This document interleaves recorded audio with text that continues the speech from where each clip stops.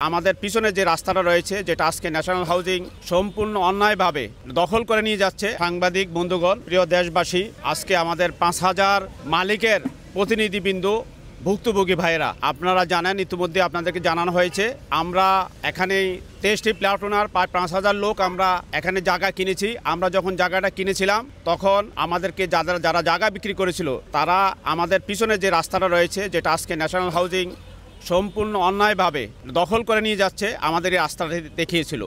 আমরা সেই রাস্তাটিকে দিয়ে আমরা প্রায় ৫,০০০ লোক, আমরা অনেক আশা করে, আমার অনেক স্বপ্ন দেখে আমরা এখানে জায়গা কিনেছি এবং সায়ানির আবাসিক নামে আমাদের পিছনে একটা গেট ছিল। আমরা এই গেট দিয়ে আজকে ১০ বছরেরও বেশি সময় আমরা যাতায়াত করতেছি। তারা গত ৪-৫ দিন আগে এসে এখানে আমাদেরকে বাউন্ডারি চিহ্নিত করলো। আমরা দেখি যে জায়গার মালিক আমরা ছিলাম, তারা আমাদের সেই জায়গায় আমাদেরকে চিহ্নিত করে তারা খুঁটি খুঁড়তে চাইল, যেটা ৩১২৮ দাগে। আমরা পরবর্তীতে তাদেরকে রিকোয়েস্ট করছিলাম যে ভাই, এখানে ১০ বছরের অধিক আমরা এখানে চলাচল করতেছি। সরকারের একটা আইন আছে, এজমেন্ট অ্যাক্ট ১৮৮২।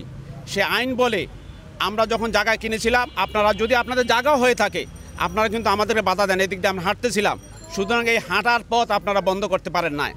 এটা হলো এজমেন্ট অফ গ্রেড, তারা অনুমোদন দিয়েছিল, আমরা হাঁটছিলাম। সুতরাং এটা বাংলাদেশের ল, বাংলাদেশের সরকার, বাংলাদেশ প্রশাসন সবাই স্বীকৃতি করে। একজন মানুষ যখন যেই পথ দিয়ে পথ চলাচল করে, সেই পথে যদি অন্য কোনো পথ না থাকে, তাহলে সেই পথ দিতে হবে। কিন্তু তারা বারবার বলছিল যে আমাদেরকে, যে আপনারা দেখেন আমরা এই রাস্তাটা আপাতত আমরা সীমানা দেই, আমরা পরবর্তীতে এটা আমাদের অথরিটির সাথে আলাপ করে আমরা এটা ব্যবস্থা করব।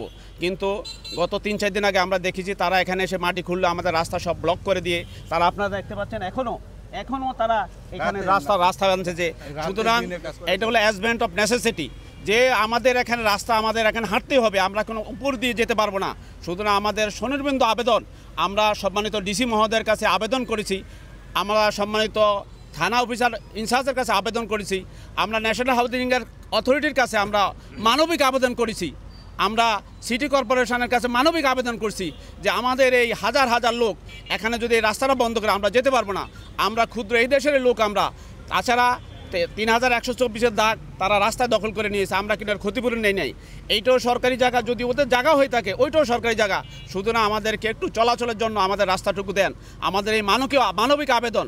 কিন্তু তারা কোনো কর্ণপাত করে নাই, তারা পিছনে এখনও দেখতে পাচ্ছেন আপনারা, তারা রাস্তা করতেছে।